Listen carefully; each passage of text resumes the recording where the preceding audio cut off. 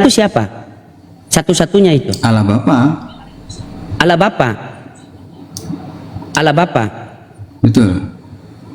Berarti Allah Bapa itu menurut Yesus itu Tuhan atau bukan Tuhan? Ya Allah, ya Tuhan. Iya Tuhan, menurut Yesus Tuhan. Berarti menurut Yesus satu-satunya Tuhan yang benar adalah Allah Bapa kan? Betul. Kenapa tadi Anda bilang 3? Di situ bilang satu-satunya. Ya dia juga adalah Tuhan, adalah Allah. Iya, kan Anda mengatakan tadi 3. Betul. Tuhan 3. Di situ bilang satu-satunya. 3 sama satu-satunya bisa enggak? Anda bisa bedakan? Bisa. Nah, bagaimana? 3 dan satu-satunya itu bagaimana? Coba Anda berikan pencerahan kepada saya. Ya. Karena di dalam Lukas 4 nomor 8, Yesus sendiri mengatakan bahwa Allah Bapa itu Tuhan. Sebab ada tertulis sembahlah Tuhan Allahmu. Berarti Yohanes 17:3 itu Allah Bapa itu adalah Tuhan. Satu-satunya Tuhan yang benar berarti Allah Bapa. Nah, terus yang 2 ini Tuhan yang salah apa gimana? Silakan, coba Anda jelaskan. Oke. Nah, jadi Bang, ini perspektif sebagai orang Kristen, ya. Iya, silakan. Kristen saya ya, Protestan ya. Oke, siap. Jadi pemahaman orang Kristen adalah bahwa Allah itu 3 pribadi, 1 esensi. Makanya disebut sebagai Allah Tritunggal. 3 pribadi, 1 esensi. Jadi Allah Bapa bukan Allah Anak Yesus, dan dia juga bukan Allah Roh Kudus. Karena itu 3 pribadi yang berbeda, tapi mereka 1 esensi. Kenapa saya bisa bilang seperti ini? Ya, karena memang di Alkitab tertulis demikian, dan ini menjadi satu misteri begitu yang mungkin nggak semudah itu dipahami karena mereka adalah Allah begitu. Tapi itu tertulis, jadi kita nggak bisa bantah itu.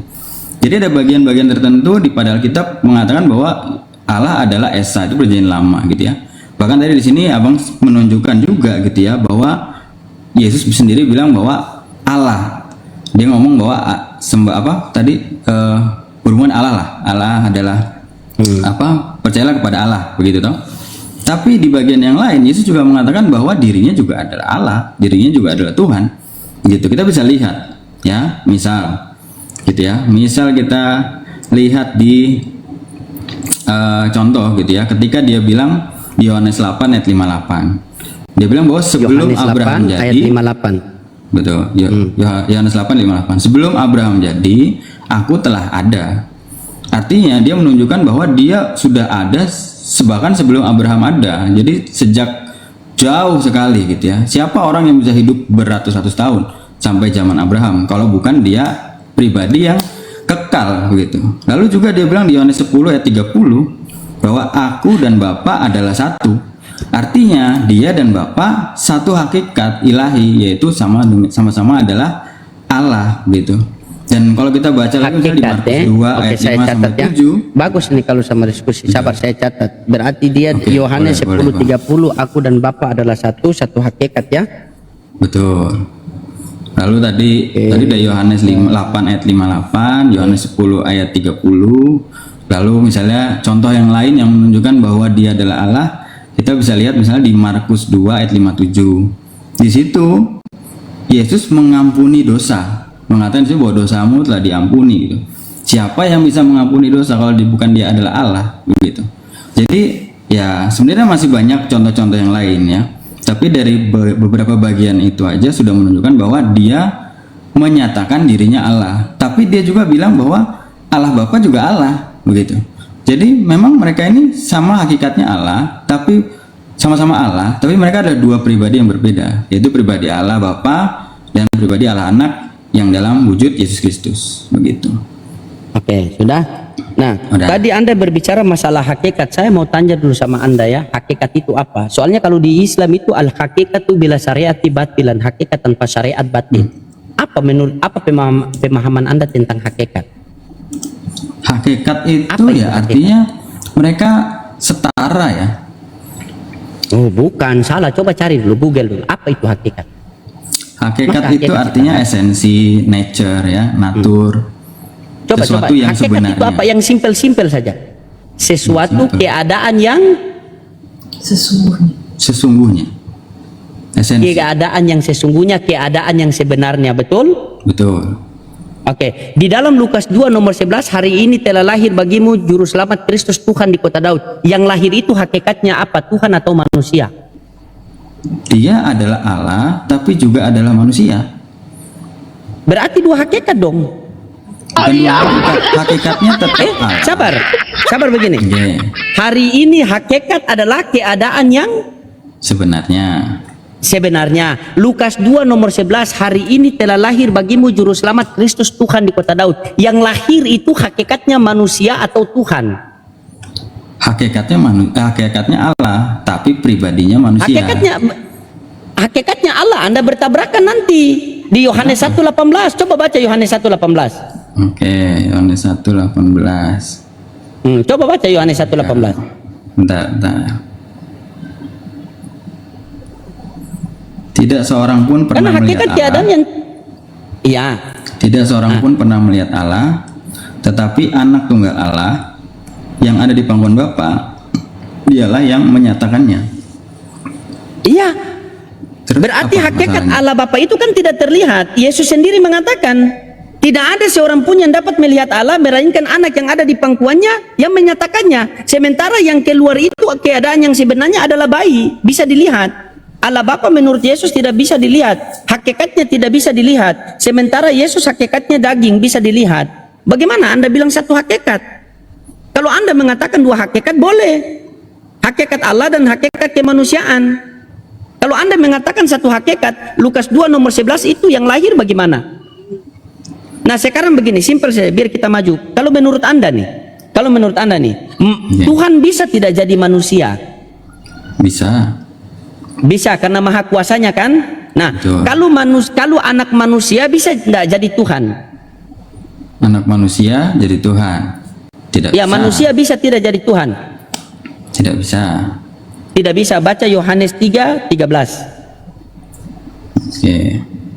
Ini kita lari kemana-mana ini, Bang. Yohanes 3 ayat 13. 13. Tidak ada seorang pun yang telah naik ke sorga selain daripada Dia yang telah turun ke sorga, yaitu anak manusia. Ya, siapa anak manusia itu? Ya, Yesus. Tuhan atau bukan? Tuhan. Tadi Anda bilang manusia tidak bisa jadi Tuhan, makanya pelan. Ini. Oke, saya jelaskan. Kan Anda Makanya, tenaga di situ. Oke. Coba Anda jelaskan, Makanya- saya berikan waktu Anda untuk menjelaskan kitab Anda. Silakan. Oke. Makanya ini kita sulit untuk bisa satu persepsi, Bang, karena Abang itu perspektifnya melihat agama Kristen dari sudut pandang agama Islam, atau dari sudut pandang agamanya Abang lah, gitu ya, yang Islam gitu. Kalau di pandangan Kristen, kita melihat bahwa Yesus ini memiliki dua natur, yaitu natur Allah dan natur juga sebagai manusia. Dan dua-duanya ada di saat Yesus berinkarnasi menjadi manusia. Satu saat kita bisa melihat bahwa bahwa Yesus itu punya punya karakteristik seperti Allah gitu ya. Tapi kita juga bisa melihat bahwa Yesus juga lapar, Yesus juga pernah capek, Yesus juga bisa sedih, ya sama seperti manusia begitu. Jadi dua natur ini, Allah dan manusia, itu memang ada pada Yesus Kristus gitu. Jadi kita nggak bisa memisahkan itu, karena di Alkitab sendiri memang tertulisnya demikian. Kalau misalnya kita hanya fokus kepada Yesus itu hanya manusia, lalu bagaimana ketika dia berlaku seperti Allah? Dia bisa melakukan segala mukjizat, dia bisa mengampuni dosa, lalu kita bantah itu. Lalu kalau misalnya Yesus bisa mengampuni dosa, Yesus bilang bahwa dia adalah Bapa dan seterusnya, lalu kita bilang bahwa dia adalah manusia, berarti Yesus Kristus ini bohong dong. Yesus Kristus ini penipu dong gitu. Kalau kita bilang dia penipu, ya berarti ketika kita bilang dia juga nabi, dia adalah nabi yang penipu dong. Jadi ini sebenarnya dua hal yang bahaya gitu ya. Kita nggak bisa menentang itu. Kalau kita bilang bahwa Yesus bukan Allah, lalu dia mengampuni dosa, berarti dia penipu. Tapi kalau kita bilang bahwa dia nggak menipu karena dia nabi, ya berarti dia Allah, karena dia bisa mengampuni orang yang berdosa. Dia mengakui dirinya bahwa adalah Allah. Nah, jadi gimana? Menurut abang, dia Allah atau bukan? Ya pasti Allah. Coba Anda, oke baik. Anda kan bertanya. Coba tes Anda apa ya? Baca Yohanes, baca Kisah Para Rasul 2 nomor 22. Oke, ini perkataan siapa nih Kisah Rasul nih? Iya, silakan dibaca. Kisah Rasul berapa? 2 nomor 22. 2 nomor 22. Oke, hai orang-orang Israel, dengarlah perkataan ini. Yang aku maksudkan ialah Yesus dari Nazaret, seorang yang telah ditentukan Allah dan dinyatakan kepadamu dengan ketentuan dan dengan kekuatan-kekuatan dan mujizat-mujizat dan tanda-tanda yang dilakukan oleh Allah dengan perantaraan Dia di tengah-tengah kamu seperti yang kamu tahu. Nah, oke, lalu apa? Wahai Yesus inilah yang dari Nazaret, seorang yang ditentukan oleh Allah, yang dinyatakan dengan kekuatan-kekuatan dan tanda-tanda dan mujizat-mujizat yang dilakukan oleh Allah melalui pelantaran Dia di tengah-tengah kamu seperti kamu ketahui. Jadi ketika memberi 5.000 orang makan, menyembuhkan orang buta, kan membangkitkan Lazarus, dilakukan oleh siapa? Oleh Allah lewat Yesus Kristus. Ya, berarti Yesus itu adalah perantara. Berarti tidak ada satu hakikat. Sekarang begini Bang, ya. Anda tadi mengatakan begini, bahwa saya memandangi Kristen itu melalui kacamata Islam saya, ya. Anda salah besar. Saya memandangi agama Anda itu melalui kitab suci Anda sendiri. Dari Yohanes 17:3, Yohanes 17:8, Yohanes 11:42, Yohanes 5:37, Matius 11:25, Matius 12:15, Kisah Para Rasul 3:13 mengatakan Yesus hamba Tuhan, Yesus utusan Tuhan. Yohanes 3:13 mengatakan anak manusia. Tiba-tiba Anda datang, Anda mengatakan bahwa Dia Tuhan. Nah, ketika Anda mau menjabarkan bahwa Yesus itu adalah Tuhan, ternyata Anda bertabrakan dengan dalil-dalil yang lain. Di Kisah Para Rasul 2 nomor 22 itu dikatakan begini, Yesus inilah yang dari Nazaret, seorang yang ditentukan oleh Allah, yang dinyatakan dengan kekuatan-kekuatan dan tanda-tanda dan mujizat-mujizat yang dilakukan oleh Allah Tuhan melalui pelantaran Dia di tengah-tengah kamu seperti yang kamu ketahui. Nah, makanya di dalam Yohanes 3 nomor 2 itu, ketika Yesus bertemu dengan Nikodemus, apa kata Nikodemus? Rabi, kami tahu engkau diutus oleh Allah, karena tidak ada seorang pun yang dapat melakukan tanda-tanda yang engkau adakan ini jika Allah tidak menyertai, jika Allah tidak menghendaki. Makanya ketika dia membangkitkan Lazarus, kan dia berdoa kepada Bapa, ya Bapa, aku tahu engkau selalu mendengarkan aku, tetapi di sekelilingi banyak orang ini, aku pengen agar mereka percaya bahwa engkaulah yang telah mengutus aku. Setelah itu Lazarus bangkit. Makanya mujizat-mujizat itu diberikan kepada para utusan Tuhan agar mereka membuktikan kepada manusia bahwa dia ini adalah utusan Tuhan. Karena mujizat itu sesuatu peristiwa yang di luar nalar pikir manusia. Makanya sehingga Filipus mengatakan, Filipus mengatakan, Guru, tunjukkanlah Bapa itu kepada kami. Terus Yesus mengatakan, ketika kamu melihat aku, kamu telah melihat Bapa. Apakah Yesus itu adalah Bapa itu sendiri? Bukan. Tetapi ketika kamu melihat aku, kamu telah melihat Bapa, maksudnya melihat kemuliaan Bapa yang ada padaku. Karena Yohanes 1:14, di situ kan firman itu menjadi manusia, berarti sudah berubah hakikat, karena hakikat manusia adalah daging. Firman itu telah menjadi manusia dan diam di antara kita, dan kita telah melihat kemuliaannya, kemuliaan yang diberikan kepadanya sebagai anak tunggal Bapa penuh kasih karunia. Makanya ketika Yesus mendengar Lazarus sakit, di dalam Yohanes 14 nomor 1, di dalam Yohanes 11 nomor 4, Yesus mengatakan apa? Penyakit Lazarus itu tidak akan membawa kematian, melainkan menyatakan kemuliaan Allah dan anak Allah dipermuliakan. Wong Yesus sendiri mengatakan, aku datang bukan kehendakku, melainkan kehendak Dia yang mengutus aku. Makanya tadi saya suruh Anda baca tadi di dalam Yohanes 1:18.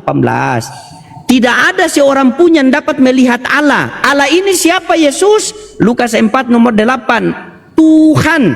Sebab ada tertulis, sembahlah Tuhan Allahmu. Markus 12:29.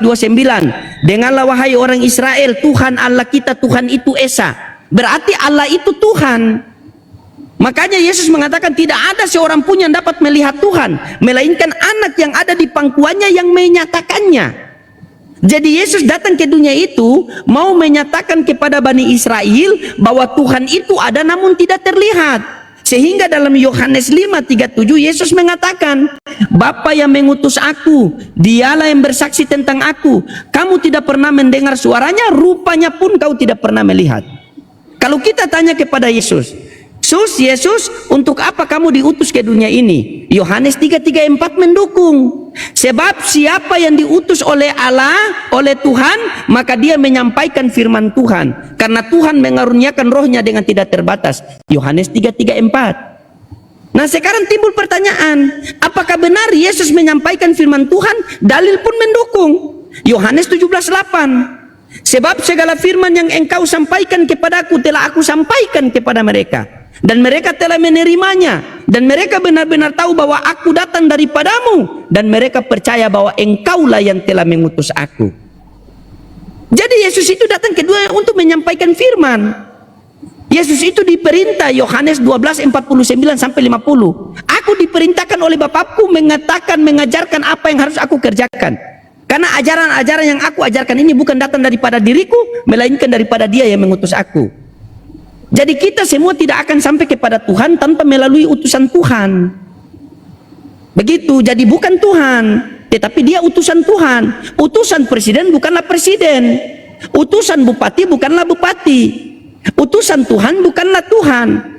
Melainkan utusan Tuhan itu datang ke dunia agar Dia menunjukkan kita jalan biar sampai kepada Tuhan. Makanya Yesus mengatakan dalam Yohanes 14:6 itu, akulah jalan dan kebenaran hidup. Tidak ada seorang pun yang sampai ke kerajaan surga Bapa tanpa melalui aku. Coba Anda baca Yohanes 3:16. Baru Anda terangkan kepada saya diam. Saya mau lihat penjelasan Anda kepada saya. Yohanes 3:13. Oke. Anda baca, Anda terangkan sama saya. Bagaimana paham Anda tentang itu? Karena kita semua butuh itu, Pak. Coba. Nanti jadi panjang lagi nih, Bang. Iya, memang harus panjang-panjang, Mbak. Namanya juga kebenaran. Masa pendek-pendek, panjang tapi masa semua bagus. Daripada pendek masa setengah. Saya mau bertanya sama Abang sih. Kan saya Iya, lihat silakan. nih kayaknya, Anda jelaskan itu Yohanes 3:16. Sekalian Anda bertanya kepada saya. Biar kita diskusi Oke. dua arah, Pak. Silakan. Yohanes 3:16. Ya, Yohanes 3:16 ya. Karena begitu besar kasih Allah akan dunia ini, sehingga Ia telah mengaruniakan anaknya yang tunggal, supaya setiap orang yang percaya kepadanya tidak binasa, melainkan beroleh hidup yang kekal. Nah, agar setiap orang yang percaya kepadanya tidak binasa, melainkan memperoleh hidup yang kekal. Coba Anda jelaskan sama saya, percaya kepada anaknya itu percaya sebagai apa? A. Sebagai Tuhan, mana dalilnya? B. Sebagai utusan Tuhan, mana dalilnya? C. Sebagai dua-dua utusan Tuhan dan Tuhan, mana dalilnya? Karena ketika kita berbicara agama harus berlandaskan dengan dalil. Jikalau agama tidak berlandaskan dengan dalil, maka itu hanya omon-omon. Silakan pakai dalil, jelaskan sama saya. Percaya kepada anaknya sebagai apa? Silakan. Saya dengar. Ya, Sekalian Anda bertanya, mau bertanya apa, silakan. Oke. Ya sebenarnya penjelasan saya ini nanti ada di jawabannya Abang. Gitu kan, tadi kan Abang sepertinya menguasai sekali ini tentang firman Tuhan begitu. Tadi saya kan sudah sempat menjawab juga sih pertanyaan ini. Kan tadi Babang bertanya tentang Yesus itu Tuhan atau tidak. Tadi saya udah kasih argumen dua gitu ya, bahwa di satu sisi memang Yesus itu mengatakan bahwa Allah Bapa itu Allah, tapi di satu sisi Dia juga menyatakan bahwa dirinya Allah. Nah, Abang kan nggak menjawab atau tidak membahas ayat-ayat yang saya sampaikan. Kan tadi kan di situ dibilang bahwa Dia bilang bahwa sebelum Abraham ada, aku sudah ada. Lalu Dia bilang bahwa aku dan Bapa adalah satu. Lalu Dia juga mengampuni orang yang berdosa. Nah, kalau Yesus itu bukan Allah, apa maksud dari firman-firman yang Yesus katakan itu, Bang? Itu dulu, coba bisa nggak jelaskan ke saya? Itu nanti akan menjawab pertanyaan abang yang ayat tadi. Saya langsung bahas nanti. Tapi ini dulu dijawab. Ya, Yohanes berapa tadi Pak? Yohanes. Bentar. Aduh, saya lupa lagi. Ayatnya tadi itu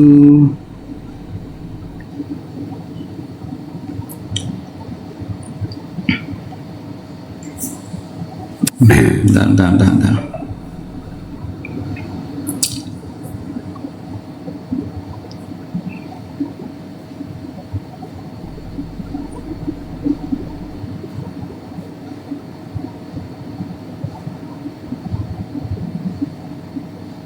Oke, contoh misalnya di Markus 2 ayat 57. Oke, terus ini banyak nih ya. Aku dan Bapak Ya, satu itu silakan. di Yohanes Biar kita 10 kaji ya, ayat 30. kita belajar sama-sama ya. Yohanes 10 ayat Ini dulu 30. aja. Yohanes 10 ayat 30 coba. Di situ kan dibilang Oke, Yohanes aku dan 10 Bapa ayat adalah 30 satu. itu. Oke, Yohanes 10 gimana? ayat 30 itu, Yohanes 10 ayat 30 itu Anda baca dari 25. Aku dan Bapa adalah satu, itu bukan satu hakikat, Pak. Karena Bapa lebih tinggi, utusan lebih tinggi daripada pengutusnya. Itu. Jadi aku dan Bapa adalah satu, itu baca dari 25, Bapa dapat di situ. Satu dalam pengajaran. Yohanes Karena Yesus 10. mengatakan ajaran-ajaran yang aku ajarkan ini bukan berasal dari diriku, melainkan berasal daripada Dia yang mengutus aku. Baca dari 25, Pak. Oke, Yesus menjawab mereka, aku telah mengatakannya kepadamu, tetapi kamu tidak percaya. Pekerjaan-pekerjaan yang kulakukan dalam nama Bapa, Nah, itulah yang memberi kesaksian tentang aku. Tetapi kamu tidak percaya, karena kamu tidak termasuk domba-dombaku. Domba-dombaku mendengar suaraku, dan aku mengenal mereka, dan mereka mengikut aku. Dan aku memberikan hidup kekal kepada mereka. Siapa yang bisa memberikan hidup kekal kalau dia bukan Allah? Dan mereka pasti tidak akan binasa sampai selama-lamanya. Siapa yang bisa menjamin bahwa manusia tidak akan binasa selama-lamanya kalau dia bukan adalah Allah? Dan seorang pun tidak akan merebut mereka dari tanganku. Bapakku memberikan mereka kepadaku lebih besar dari siapapun, dan seorang pun tidak dapat merebut mereka dari tangan Bapa. Karena apa? Karena aku dan Bapa adalah satu. Kan begitu. Jadi dia adalah Allah. Anda dong, baca, Bang. aku dan Bapa adalah satu, itu satu dalam pekerjaan, Pak. Bapa lebih besar daripada aku. Kalau aku dan Bapa adalah satu, aku di dalam Bapa, Bapa di dalam aku, terbongkar-bongkar Yesus, Pak. Yesus mengatakan Bapa lebih besar daripada Dia. Bagaimana Anda mengatakan begitu? Aku dan Bapa adalah satu, itu dari 25, satu dalam pengajaran, satu dalam pekerjaan, yaitu pekerjaan yang mampu membawa manusia dari penuh dosa ini, manusia di dunia yang penuh dosa ini, sampai ke kerajaan surga Bapa. Karena Yesus mengatakan, ajaran yang aku ajarkan ini bukan berasal dari diriku, melainkan daripada Dia yang mengutus aku. Kalau Anda mengatakan aku dan Bapa adalah satu hakikat, aku di dalam Bapa, Bapa di dalam aku, ayat lain membantah. Yesus sendiri mengatakan Bapa lebih besar daripada aku. Analogika saja, Pak. Ini kalau ini yang kecil, ini yang besar. Kalau kecil di dalam besar bisa, tapi kalau besar di dalam kecil terbongkar-bongkar yang kecil, Pak. Jadi aku dan Bapa adalah satu, itu bukan satu hakikat, tetapi satu dalam pekerjaan. Makanya itu domba-dombaku mengenal suaraku. Karena dombaku itu apa? Karena dombaku Bapa berikan kepadaku, orang-orang yang telah diberikan Bapa kepadaku. Makanya Yesus itu diutus hanya untuk Bani Israel. Begitu. Makanya Yohanes 17:9 Yesus mengatakan, aku berdoa untuk mereka bukan untuk dunia. Begitu. Jadi jangankan di Indonesia ini sedikit doa, ampas doa pun tidak dapat. Kisah Para Rasul 13:23, seperti yang dijanjikan oleh Tuhan, seorang juru selamat dibangkitkan bagi Bani Israel. Begitu, bukan Bani Indonesia, bukan. Begitu. Wahyu 3:9, kalau ada orang mengaku bahwa dia orang Israel, ternyata bukan, maka dia jemaat iblis. Itu semua data di Anda loh. Oke. Begitu. Tiba-tiba Anda mengatakan, oke sabar. Oh, nah, tadi Anda mengatakan bahwa aku ada sebelum Abraham ada. Itu kata-kata Ini hikmat, dulu, Pak. ini belum selesai, Bang. Ini belum selesai. Saya masih mau Oke, tanya. silakan lanjut. Anda tanggapi dulu. Bagaimana pemahaman Anda Ya. tentang itu? Oke, kan nih, berarti Abang setuju nggak kalau kata aku di sana itu merujuk kepada Yesus? Iya. Setuju ya?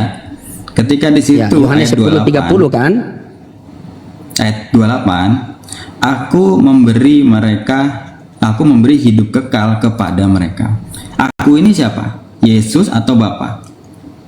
Iya Pak, Yohanes 3:34 kan sudah jelas. Siapa yang diutus oleh Allah maka dia menyampaikan firman Allah, karena Allah mengaruniakan rohnya dengan terbatas. Jikalau kita mengikuti utusan Allah, karena Allah memberikan rohnya dengan tidak terbatas, dia menyampaikan firman Allah, maka dia itulah pemberikan hidup yang kekal. Hidup yang kekal itu adalah sorga. Coba Anda baca Yohanes 3:34 tadi saya kutip. Siapa yang diutus oleh Allah maka dia menyampaikan firman Allah. Jadi kalau dia menyampaikan firman Allah dan kita mengikuti dia, otomatis kita selamat. Kita akan mendapatkan hidup yang kekal. Makanya Yesus mengatakan, akulah jalan dan kebenaran hidup. Tidak ada seorang pun yang sampai ke kerajaan surga Bapa tanpa melalui aku. Jadi seluruh para utusan Tuhan adalah jalan dan keselamatan hidup pada masanya, pada umatnya, pada zamannya. Contoh, Yohanes 3:34. Coba Anda baca di situ. Siapa yang diutus oleh Allah, maka dia menyampaikan firman Allah. Musa diutus oleh Allah, berarti Musa menyampaikan firman Allah. Allah mengaruniakan rohnya dengan tidak terbatas. Jikalau kita berdua hidup di zaman Musa dan kita mengikuti perkataan Musa, kita berdua selamat atau tidak? Belum tentu. Berarti gugur ayat itu. Coba baca Yohanes 3:34. Berarti Anda pilih-pilih kasih. Baca Yohanes 3:34. Coba baca Yohanes 3:34. Tidak. Coba baca. Ada tertulis dalam akhirat Tauratmu, aku telah berfirman padamu, aku telah berfirman, kamu adalah Allah. Yohanes 3:34, Pak. Oh, Yohanes 3, sorry.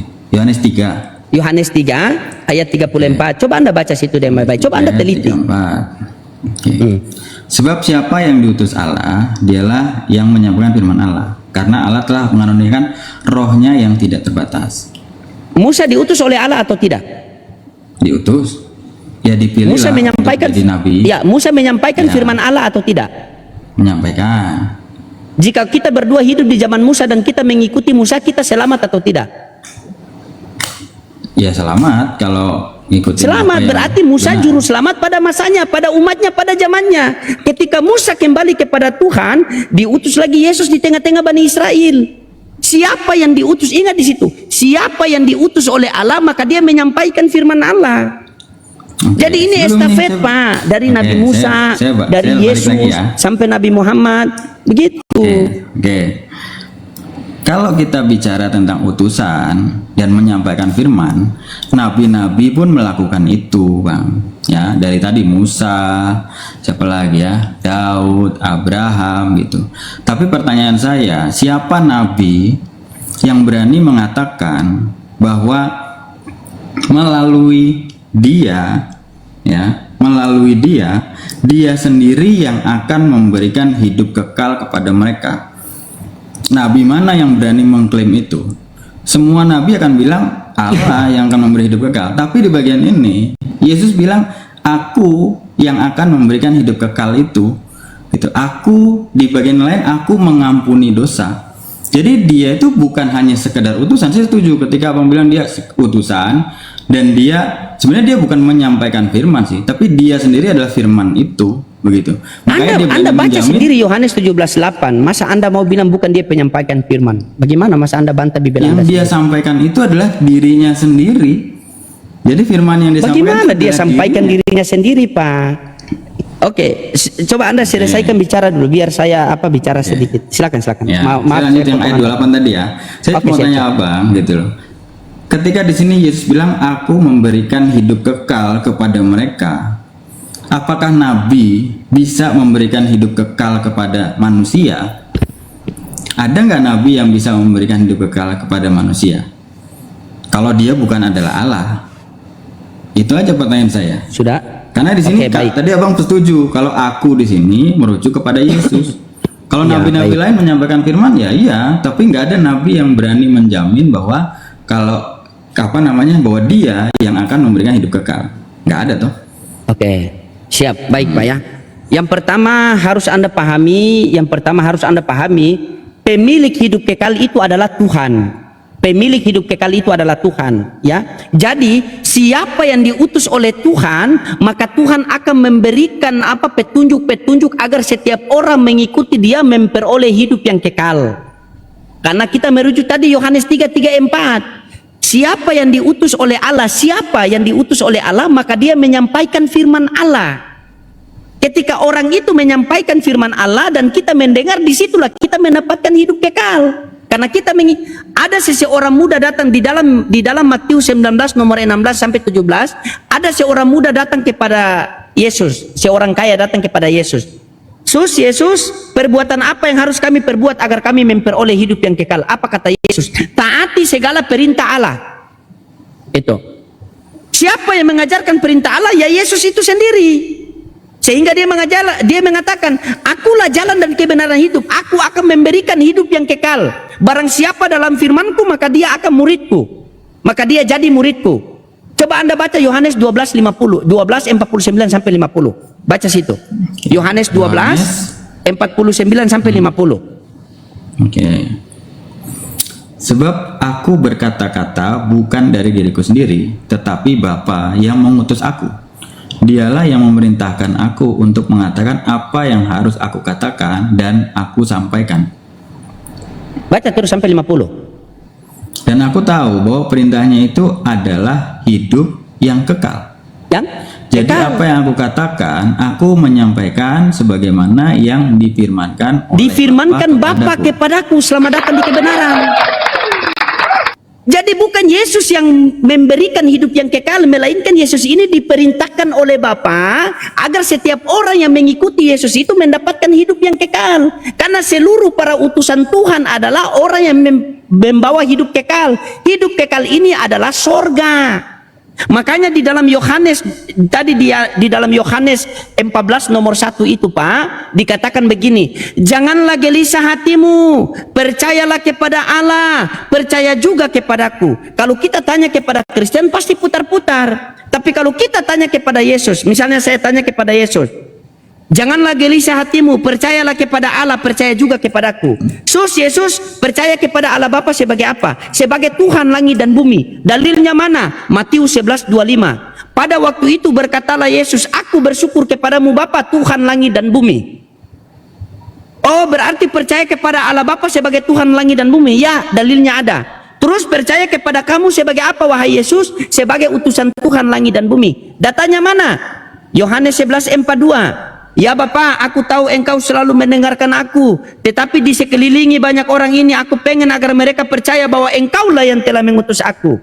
Jikalau kita sudah percaya Yesus sebagai utusan Tuhan dan Bapa sebagai Tuhan, maka kita berhak memperoleh hidup yang kekal yang dijelaskan dalam Yohanes 17:3. Inilah hidup yang kekal itu, mengenal engkau satu-satunya Allah yang benar dan mengenal Yesus Kristus yang telah engkau utus. Kalau kami di Islam, asyhadu an la ilaha illallah wa asyhadu anna Muhammadar Rasulullah. Makanya tadi saya coba kepada Anda jelaskan Yohanes 3:16 itu. Anda mau terputar ke mana? Karena selagi Anda membantah pakai dalil, maka dalil-dalil lain yang akan membantah Anda.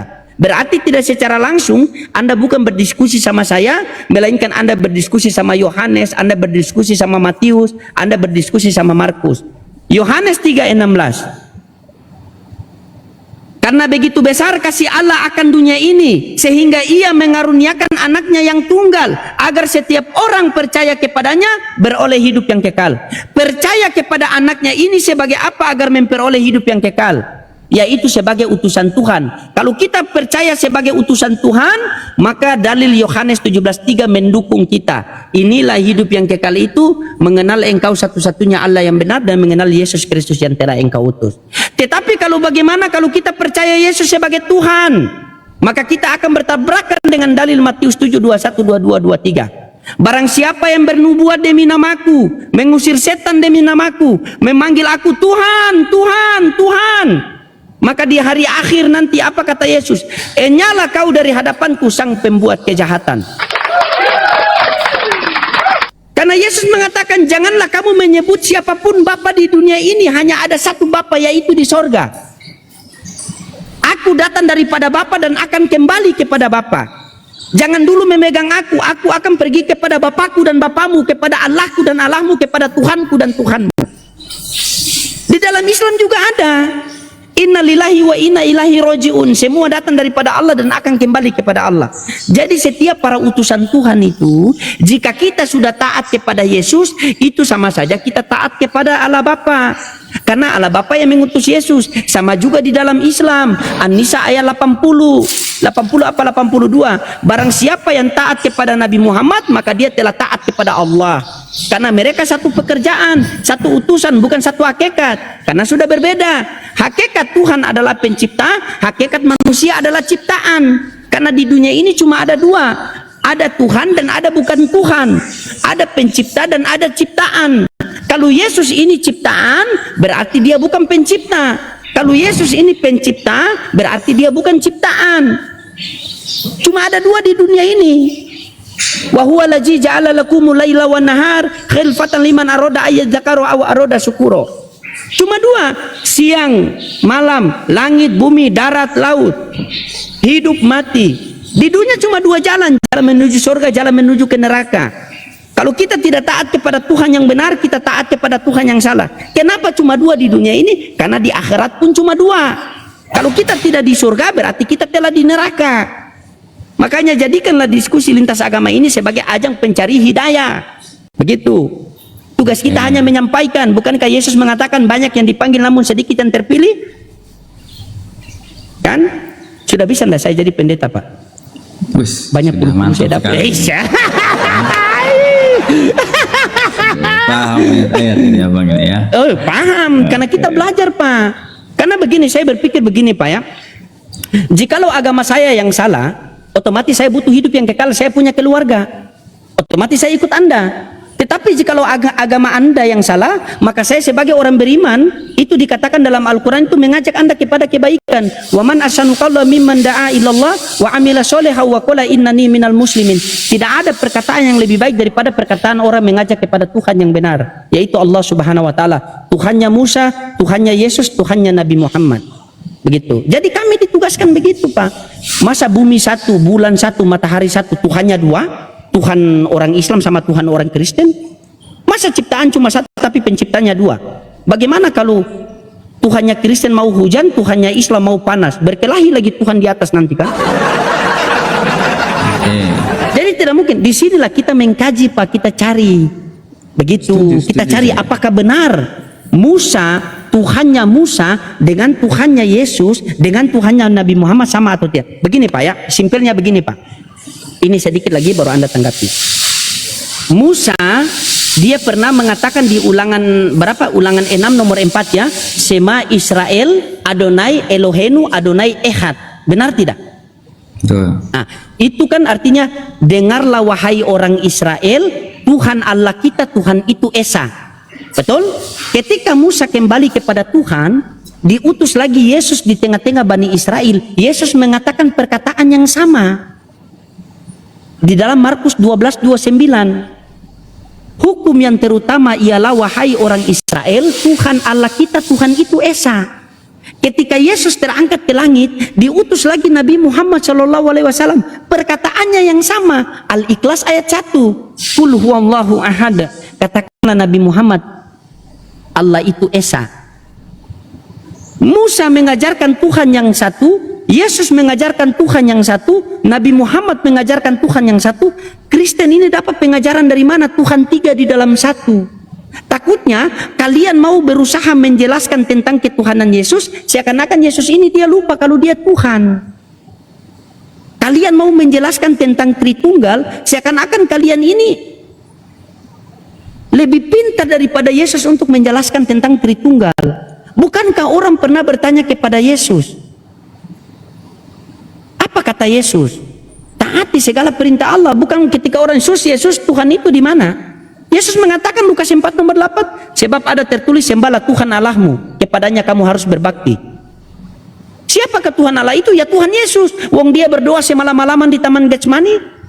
Bahkan dalam Ibrani 5 nomor 7 dia menangis meminta permohonan dengan ratap tangis. Dalam hidupnya sebagai manusia ia telah mempersembahkan doa kepada Dia yang sanggup menyelamatkannya dari maut. Karena kesalehannya maka doanya telah didengar. Ini Yesus berdoa. Tadi Yohanes 12:49 sampai 50 saja di situ. Sebab aku berkata-kata bukan dari diriku sendiri, tetapi Bapa yang mengutus aku, dialah yang memerintahkan. Berarti Yesus ini diperintahkan oleh Allah Bapa. Berarti ayat Yohanes 3:3-4 itu mendukung. Siapa yang diutus oleh Allah, maka dia menyampaikan firman Allah. Begitu. Kalau Anda mengatakan pada mulanya adalah firman, firman itu bersama-sama dengan Allah dan firman itu adalah Allah, bla bla bla sampai Yohanes 1:18, Yohanes 1:14, firman itu telah menjadi manusia. Terus Anda mengatakan itu dinatur. Bagaimana bisa Anda mengatakan dinatur? Coba Anda baca di itu. Firman itu telah menjadi manusia dan diam di antara kita, dan kita melihat kemuliaannya, kemuliaan yang diberikan kepadanya. Berarti ada yang memberi, ada yang menerima. Berarti ada dua entitas di situ. Entitas yang terlihat yaitu manusia, dan entitas yang tidak terlihat yaitu Tuhan. Karena di situ ada diberikan, ada yang memberi, ada yang menerima. Begitu. Terus maksudnya apa itu? Ini saya kasih analogi. Ketika saya mengatakan kepada istri saya, sayang, buat kopi dulu. Datanglah kopi. Apakah kopi ini adalah loading? Bukan. Tetapi kopi ini hasil dari loading berfirman itu. Jadi Yohanes 1:18 itu hasil dari firman Allah, maka jadilah manusia. Karena awalnya manusia ini dari firman Allah. Matius 4:4. Sebab manusia bukan hidup dari roti saja, melainkan firman yang turun daripada Allah, firman yang keluar dari mulut Allah. Nah, coba Anda bengkokkan. Coba Anda luruskan. Coba luruskan. Jangan sampai tadi bertentangan kan? Silakan. Saya dengar. Ya. Dari tadi kan Abang pakai Yohanes. Di sini kan juga sudah dibilang ya. Tadi ya ayat yang Abang pakai ini, dan aku tahu bahwa perintah-perintahnya itu adalah hidup yang kekal. Jadi apa yang aku katakan, aku menyampaikan sebagaimana yang difirmankan oleh Bapa kepadaku. Ya sebenarnya di sini nggak ada yang salah ya, karena di sini kan memang saya sudah bilang dari awal bahwa Yesus itu berinkarnasi menjadi manusia. Itu memang atas perintahnya Allah Bapa. Menjadi Tuhan, menjadi manusia itu ya atas perintahnya Bapa. Makanya ketika misalnya di sini dibilang sebagaimana yang difirmankan, firman ini apa? Kalau misalnya Abang menggunakan perkataannya Yohanes, berarti kita harus sepakat bahwa firman yang dimaksud di sini adalah Yesus sendiri, karena di Yohanes 1 ayat 14 tadi dikatakan bahwa firman itu menjadi manusia. Kan begitu. Jadi ketika di sini dibilang firman, ya memang Yesus itu menyampaikan pesannya Bapa. Tapi pesan itu adalah dirinya sendiri. Kita harus konsisten dong. Kalau misalnya kita gunakan perkataan Yohanes, berarti perkataan dia yang dia katakan bahwa firman itu menjadi manusia itu maksudnya siapa? Kalau bukan Yesus sendiri, kan begitu. Berarti benar-benar dong firman itu, Allah itu menjadi manusia dalam bentuk Yesus Kristus, dalam sosok Yesus Kristus, kan begitu. Nah, menurut Abang gimana penjelasan tentang itu? Gitu. Kalau misalnya firman itu yang menjadi manusia bukan Yesus, lalu Yohanes sedang ngomongin apa di sana? Oke, baik. Bukan begini Anda tidak masuk tadi. Saya mengatakan bahwa di dalam Yohanes 1:18, yang saya mengatakan tadi dalam Yohanes 1:18 itu bukan berarti itu hasil dari firman, hasil dari Bapa berfirman, maka jadilah Yesus. Jadi Yesus itu hasil dari firman Bapa. Begini Pak, karena Tuhan itu, Elohim itu, dia melakukan segala sesuatu itu dengan berfirman. Berfirmanlah Allah, jadilah terang, maka terang itu jadi. Apakah terang itu adalah Allah? Terang itu adalah Tuhan? Kan tidak mungkin. Coba Anda buka Mazmur 33 nomor 9. Coba baca Mazmur 33 nomor 9. Di situ dikatakan, di Mazmur 33 nomor 9 itu dikatakan, sebab dia berfirman maka semuanya jadi, dia memberi perintah maka semuanya ada. Ini sama dengan di Al-Quran, Yasin 82. Di Yasin 82 dikatakan sama. Sesungguhnya ketetapannya, jika dia menghendaki sesuatu, dia hanya berkata kepadanya, jadi maka jadilah. Jadi Tuhan itu, jadi Yesus itu terjadi dari hasil firman yang Bapa itu berfirman. Kalau ketika Anda mengatakan bahwa firman Bapa, bahwa firman itu, Yesus itu adalah firman Bapa itu sendiri, berarti sekarang Bapa sudah tidak punya firman karena firmannya sudah jadi manusia. Coba Anda baca Matius 4 nomor 4. Apa bunyinya Matius 4 nomor 4?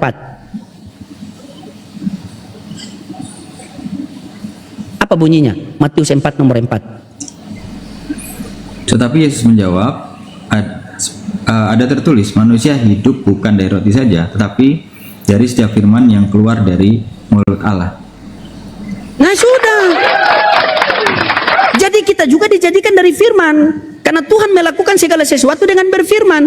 Berfirmanlah Allah, jadilah terang, maka teranglah jadi. Apakah terang itu adalah Tuhan juga? Allah menciptakan segala sesuatu di dunia ini kan pakai firman. Kalau Yesus kita menerima firman yang menjadi manusia adalah Tuhan, kenapa kita tidak tuhankan alam semesta ini? Coba. Kenapa sih tidak tempatkan Yesus pada tempatnya? Begini Pak. Coba Anda buka di situ, coba saya ajak Anda sedikit 2 ayat ya. Coba Anda buka Lukas 4 nomor 8 Pak. Lukas 4 nomor 8. Saya ajak Anda sedikit. 4 nomor 8. Nomor 8. Saya kasih 3 ayat sama Anda ya. Lukas 4 nomor 8. Oke. Coba baca. Tetapi Yesus berkata kepadanya, ada tertulis, engkau harus menyembah Tuhan Allahmu, dan hanya kepada Dia sajalah engkau berbakti. Engkau berbakti. Berarti di situ ada tertulis, sebab ada tertulis engkau harus menyembah Tuhan Allahmu dan kepadanya engkau harus berbakti. Berarti di situ Allah Tuhan kan? Menurut Yesus benar? Iya, jelas. Oke, Betul. Allah itu Tuhan. Coba buka Kisah Para Rasul 3:13.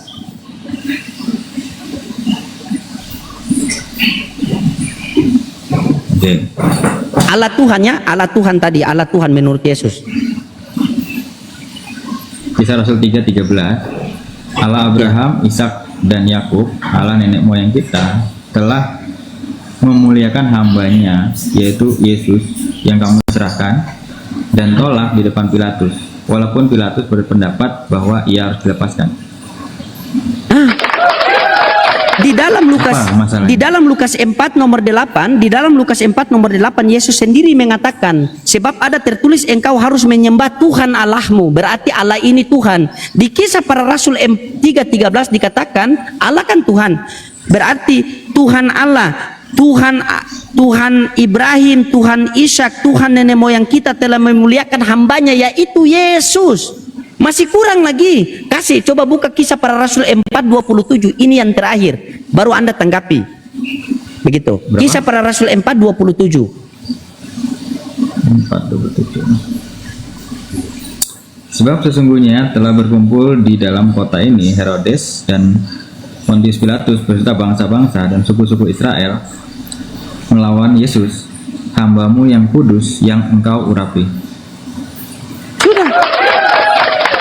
Ayat mendukung kalau dia hamba. Nah, coba Anda ceritakan kepada saya, carikan ayat kepada saya bahwa Yesus adalah Tuhan tanpa melibatkan Bapa yang di sorga.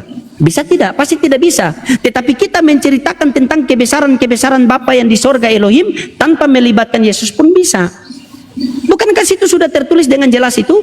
Mereka akan melawan hambamu yang kudus, yang engkau urapi, yaitu Yesus. Sudah jelas. Apalagi kalau Anda ke Matius 12:15, Yesus hamba Tuhan. Apalagi kalau Anda ke Matius 11:25, Yesus bersyukur kepada Tuhan. Pada waktu itu berkatalah Yesus, aku bersyukur kepadamu Bapa Tuhan langit dan bumi. Kenapa sih kita harus menolak perkataan Yesus? Oke, Coba. saya jelaskan ya Bang. Silakan. Oke, silakan Anda jelaskan. Jadi memang saya itu nggak membantah gitu ya ketika Abang bilang bahwa Yesus itu adalah utusan. Lalu di situ Yesus di bagian ayat yang lain mengatakan bahwa hambanya adalah Yesus dan seterusnya. Karena memang di posisi ketika Allah pribadi kedua yang berinkarnasi menjadi Yesus Kristus, dia harus benar-benar menjadi manusia sejati. Jadi ketika dia menjadi manusia sejati, wajar saja banyak tertulis di bagian sana menjelaskan bahwa Yesus dijelaskan manusia gitu, karena dia memang sedang berinkarnasi jadi manusia.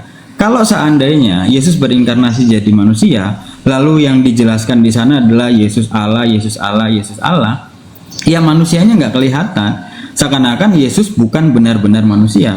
Karena dia menjadi manusia, itu tujuan dia berinkarnasi jadi manusia, itu tujuannya supaya dia menjadi manusia sejati. Karena endingnya nanti tujuan dia datang ke manusia, Allah Bapa mengutus dia untuk menjadi manusia adalah untuk menggantikan manusia yang seharusnya binasa karena dosa. Begitu. Jadi di bagian ini memang terlihat menjelaskan bahwa Yesus adalah manusia. Tapi makanya tadi saya bilang kita harus konsisten ketika kita membaca firman Tuhan. Jadi memang ada bagian-bagian di mana kita melihat bahwa Yesus dijelaskan sebagai manusia, dan itu benar karena dia memang manusia. Tapi di sisi yang lain di Alkitab juga dijelaskan bahwa dia adalah Allah. Karena itu juga benar bahwa dia adalah Allah. Lalu kalau dikatakan bahwa dia menyampaikan firman-Nya Bapa, lalu dia menyampaikan pesan Bapa, lalu dia tunduk kepada Bapa, karena di dalam inkarnasinya dia memposisikan diri sebagai manusia. Tapi ketika dia belum berinkarnasi menjadi manusia, Allah Bapa bilang sendiri bahwa segala sesuatu dijadikan oleh dia. Dia itu siapa? Dia itu adalah pribadi kedua, Logos, Yesus Kristus ini. Jadi sebelum dia berinkarnasi, ya dia adalah Allah yang memang punya kuasa. Tapi ketika dia berinkarnasi menjadi manusia, Yesus Kristus memang merendahkan dirinya untuk tidak menggunakan kealahannya. Makanya di Filipi 2 dikatakan bahwa dia mengosongkan dirinya, ya, menjadi seperti manusia, merendahkan dirinya seperti manusia menjadi hamba, dan bahkan taat kepada Bapa, bahkan taat sampai mati di kayu salib. Karena itu memang tujuannya dia menjadi manusia. Tapi di bagian lain kan tadi saya sudah bilang bahwa dia juga adalah Allah. Makanya saya tanya ke abang tadi, di bagian Yesus mengakui dirinya adalah Allah, bagaimana penjelasan tentang hal itu? Apakah kita membantah itu bahwa itu Yesus sedang omong kosong, atau Yesus sedang mabuk, Yesus sedang berbohong, gitu? Karena kan di sana dia bilang bahwa dia mengampuni dosa, lalu dia bilang dia sudah ada sebelum Abraham ada, lalu dia bilang bahwa aku dan Bapa adalah satu. Lalu kalau kita mau panjangkan lagi gitu ya, muridnya mengatakan bahwa Yesus adalah Tuhan, lalu menyembah Yesus, Yesus juga tidak menolak dengan persembahan itu. Itu kan menunjukkan bahwa dia menyatakan dirinya bahwa dia adalah Allah, begitu. Jadi ini dua hal yang memang kita harus terima dua-duanya, begitu Bang. Nah, oke, sekarang coba pertanyaan yang tadi ya Bang, yang ketika ya, sabar, Yesus coba saya minta Tuhan, datanya tadi. Iya, okay. Di mana Yesus mengaku dirinya Tuhan? Itu saya belum dapat. Di mana itu, data mana itu? Yang mana itu? Ya. Oke, sekarang yang ini aja. Yang dikatakan di situ bahwa Yesus ada sebelum Abraham ada. Itu perkataan hikmat Pak. Kalau Bapak berpatokan dengan itu, coba Bapak baca di Amsal 8 nomor 12. Di situ dikatakan Salomo ada sebelum dunia terbentuk. Ya Allah ya Rabbi. Coba Anda baca Amsal 8:23. Itu sudah jelas Amsal 8:23 itu dikatakan apa di situ? Nih. Sudah pada zaman purbakala aku dibentuk pada mula pertama sebelum bumi ada. Berarti lebih hebat Salomo. Kenapa tidak tuangkan saja Salomo? Anda tuangkan Yesus. Tetapi itu kata-kata hikmat karena mereka mengira Yesus mau menyamakan dirinya dengan itu kan. Yesus jalan-jalan di Sarambi Salomo kan, kisahnya itu kan. Iya itu, jadi bukan berarti aku ada sebelum Abraham ada. Kenapa tidak Adam saja? Berarti sebelum Adam, kalau Adam Yesus belum ada. Tapi kan Adam berarti siapa yang ciptakan Yesus Adam? Kan masih ada sampai saat ini. Sampai saat iya, itu ya. Kenapa tidak dibilang kan dari Adam Pak? Kan dari Adam keturunannya Pak. Bagaimana Anda mentok hanya di Abraham? Begitu. Jadi tidak ada, jadi gugur itu Pak. Kenapa gugur itu? Apalagi tadi Anda mengutip dalam Yohanes 10:30 itu. Kan sudah saya bilang, Anda tidak bisa buktikan sama saya bahwa dia adalah satu hakikat. Saya bisa buktikan sama Anda bahwa dia adalah satu pekerjaan. Karena mereka itu satu tujuan, satu pekerjaan. Aku dan Bapak adalah satu, yaitu satu pekerjaan, bukan satu hakikat. Karena kalau satu hakikat Pak, hakikat manusia adalah ciptaan, hakikat Allah adalah pencipta. Ini sudah dua hakikat beda. Begitu. Ini berbicara hakikat adalah keadaan yang sebenarnya. Anda sudah mentok di Lukas 2 nomor 11. Hari ini telah lahir bagimu juru selamat Kristus Tuhan di kota Daud. Yang lahir itu hakikatnya apa? Pasti manusia. Karena dia lahir dari rahim seorang perempuan yang perawan, Maria. Berarti hakikatnya manusia. Keadaan yang sebenarnya dia lahir itu manusia. Kalau Anda paksakan dia juga Tuhan, berarti dalam diri Yesus mempunyai dua hakikat. Lebih blunder Anda itu. Jadi tidak ada ayat-ayat mendukung bahwa dia Tuhan. Wong saya kasih ayat Yesus hamba Tuhan, Yesus utusan Tuhan, Yesus hamba Tuhan. Coba Anda buktikan sama saya. Beginilah. Adakah tidak salah satu yang dilakukan oleh Yesus tanpa melibatkan Bapa? Ketika Anda mengutip bahwa karena besar imanmu maka dosamu telah diampuni. Berarti Yesus yang mengampuni? Bukan. Yang mengampuni adalah Bapa. Karena besar imanmu maka dosamu telah diampuni. Beda sama ku ampuni. Dan itu kalau kita bawa sampai ke penyaliban, Anda bisa blunder. Kalau Yesus berkata saja bahwa dosamu telah diampuni, berarti dosa dia sudah diampuni. Kenapa dia capek-capek harus tersalib di kayu salib untuk menebus dosa? Padahal dengan berkata-kata dosa orang sudah bisa diampuni. Coba, cuma kita kan arahnya tidak ke situ. Jadi ketika dikatakan bahwa dosamu telah diampuni, itu bukan Yesus yang mengampuni, melainkan Bapa yang mengampuni. Jadi Anda paham itu, begitu. Karena tidak namanya, kalau di dalam Islam begini Pak. Ali Imran ayat 31. Qul in kuntum tuhibbunallaha fattabi'uni yuhibbukumullah wa yaghfir lakum junubakum wa huwal ghafurur rahim. Katakanlah Nabi Muhammad kepada umatmu, apabila mereka ingin aku mencintai mereka, maka ikutilah kamu dan akan kuampuni dosa-dosa mereka. Jadi ketika kita mengikuti Nabi Muhammad, dosa kita diampuni. Oke, coba jika kita mengikuti baca Yesus, dosa kita diampuni juga. Oke, coba Abang baca Lukas Gimana? 5 ayat 24. Lukas 5 ayat 24. Baik.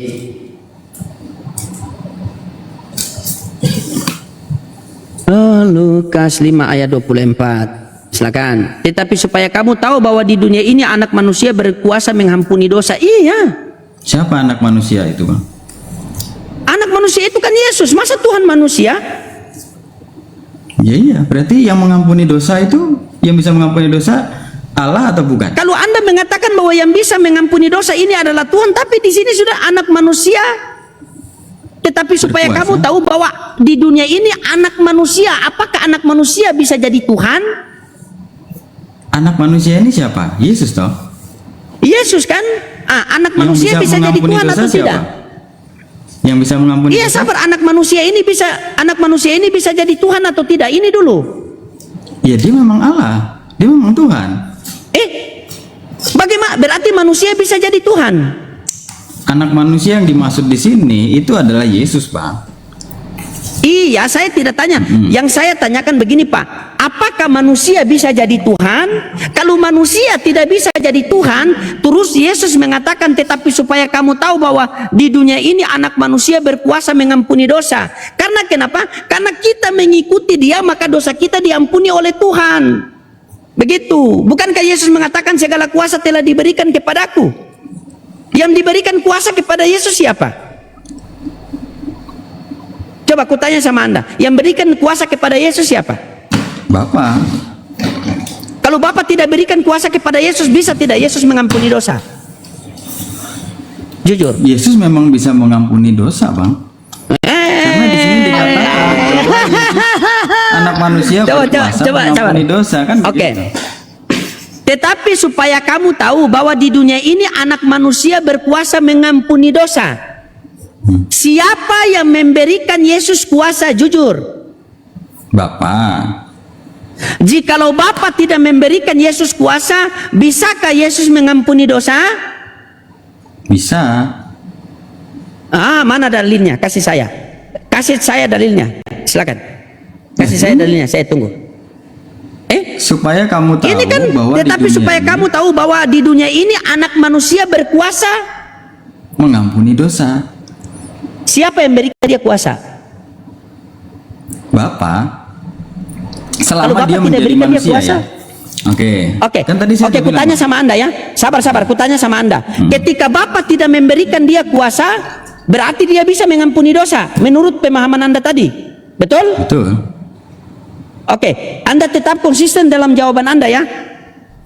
Tetapi supaya kamu tahu bahwa di dunia ini anak manusia berkuasa mengampuni dosa. Saya tanya sama Anda, kalau Bapa tidak memberikan dia kuasa, bisa tidak dia mengampuni dosa? Bisa. Bisa. Baca Yohanes 5:30. Oke.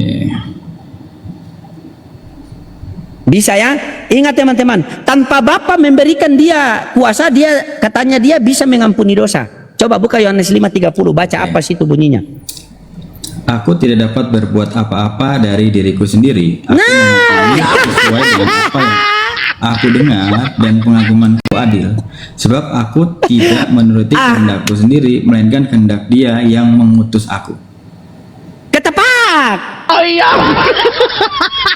Aku tidak dapat berbuat apa-apa dari diriku sendiri, melainkan daripada Dia yang mengutus aku.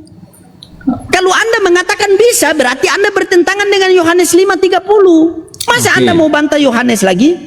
Pertanyaan saya, nabi mana yang bisa mengampuni dosa, Bang? Ya Allah ya Rabbi, yang mengampuni dosa itu adalah Allah, yang mengampuni dosa itu adalah Tuhan. Nabi tidak bisa mengampuni dosa. Cuman ketika kita mengikuti ajaran-ajaran Nabi itu, maka dosa kita diampuni. Karena mereka adalah utusan Tuhan, mereka menyampaikan ajaran yang dari Tuhan. Jikalau kita mengikuti mereka, maka dosa kita diampuni. Sebagaimana dijelaskan dalam Al-Quran Al-Imran ayat 31. Qul in kuntum tuhibunallaha fattabi'uni yuhibbukumullah wa yaghfir lakum junubakum wa huwal ghafurur rahim. Katakanlah Nabi Muhammad kepada umatmu, apabila mereka ingin aku mencintai mereka, maka ikutilah kamu dan akan kuampuni dosa-dosa mereka. Sebagaimana dalam Yohanes 12:50 tadi. Aku tahu bahwa perintahnya itu adalah hidup yang kekal. Kutanya sama Anda, orang kalau pengen hidup yang kekal itu berdosa atau tidak? Orang kalau ingin hidup kekal, Orang kalau sudah dapat hidup yang kekal itu berdosa atau tidak? sudah dapat. Sudah dapat nih ya? Iya, orang kalau sudah dapat hidup yang kekal berdosa atau tidak? Ya, seharusnya tidak. Seharusnya tidak. Yang memberikan perintah hidup yang kekal itu siapa dalam Yohanes 12:50? Yohanes berapa? 12:50. 50.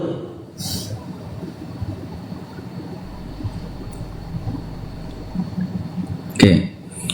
Dan aku tahu bahwa perintahnya itu adalah hidup kekal. Jadi apa yang aku katakan, aku menyampaikan sebagaimana yang difirmankan Bapakku kepadaku. Bapa kepadaku, perintah dari siapa itu? Yang Yesus sampaikan.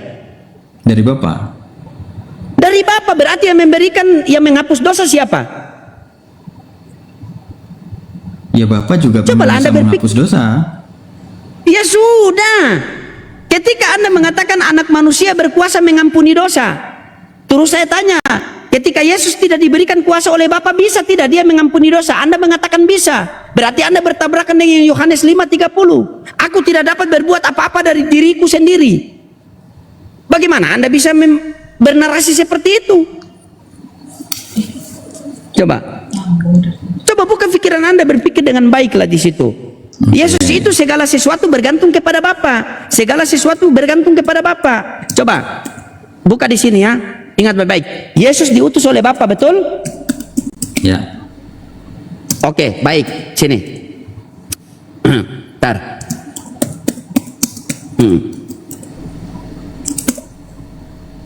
Mana ya?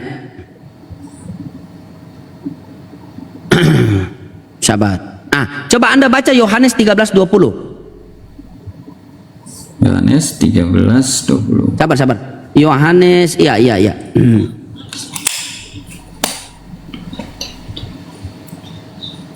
Oke, aku berkata kepadamu, sesungguhnya barang siapa menerima orang yang kuutus, ia menerima aku, dan barang siapa menerima aku, ia menerima Dia yang mengutus aku. Nah itu, jika kita sudah menerima Yesus, berarti kita telah menerima Dia yang mengutus Yesus. Makanya sama juga di dalam Al-Quran. Di dalam Al-Quran itu, Quran surat An-Nisa ayat 80 itu, barang siapa yang taat kepada Nabi Muhammad, berarti dia telah taat kepada Allah. Jadi mereka itu satu tujuan. Jadi aku dan Bapa adalah satu, itu bukan satu hakikat. Wong hakikat Yesus daging kok terlihat, hakikat Bapa tidak terlihat. Bapa itu kan roh, benar tidak? Allah itu roh, betul? Ya.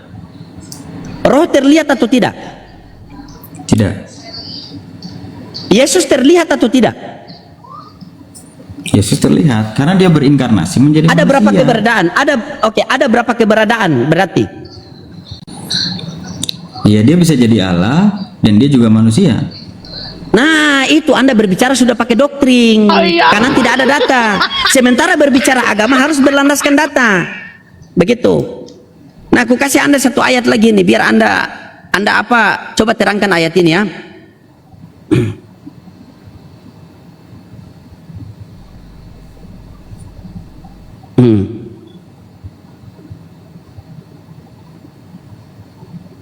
Jangan terlalu. Coba Anda baca Yohanes 13:16. Tadi 13:16. Oke. Aku berkata kepadamu, sesungguhnya seorang hamba tidaklah lebih tinggi daripada tuannya, ataupun seorang utusan daripada dia yang mengutusnya. Berarti Yesus sama Bapa siapa yang lebih tinggi? Ketika di dalam inkarnasinya, memang Yesus tunduk kepada Bapa sebagai manusia. Di Kan mana begitu, ayat Bang. mengatakan inkarnasi, Bang? Di mana ayat berbicara sesuai yang tertulis? Tidak boleh menambah-nambahkan firman Tuhan, tidak boleh mengurangi-ngurangi firman Tuhan selebihnya dari si jahat. Berbicara landasan keimanan kita beragama itu adalah kitab suci. Sampaikan apa yang tertulis dalam kitab suci, tidak boleh menambah-nambahkan. Di mana inkarnasinya? Kutanya sama Anda. Anda punya nama siapa nih? Bernard. Oke, Anda Bernard. Di mana? Saya tanya sama Anda, di mana inkarnasinya coba? Tadi kan abang udah baca sendiri. Di Yohanes Di mana 1 ayat inkarnasinya? Di mana? 14, bahwa firman itu menjadi manusia. Coba baca, coba baca Yohanes 1:14, coba baca. Coba baca.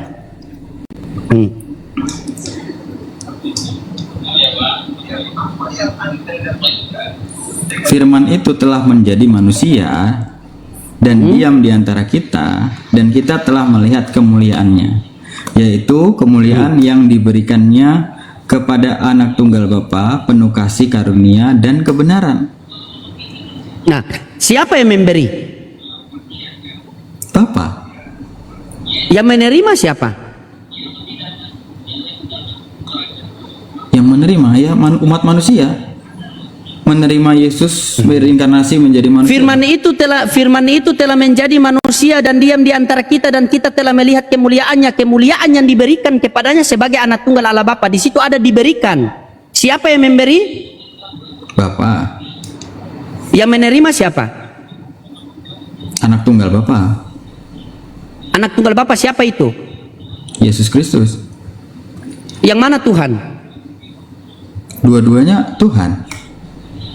Allah, sudah. Tidak bisa diselamatkan lagi Tuhan. Itu sudah doktrin kalau dua-duanya Tuhan, Pak. Sudah jelas Yohanes 17:3 satu-satunya Tuhan. Lama-lama ulang Anda yang masuk Islam, saya ulang yang masuk rumah sakit jiwa.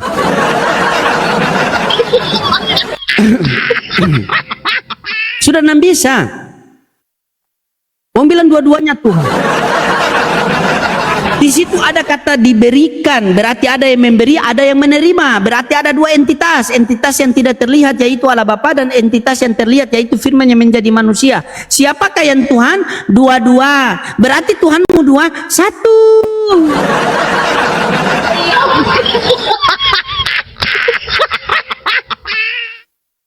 Aduh, sampai mau habis napas saya, napas tenggorokan.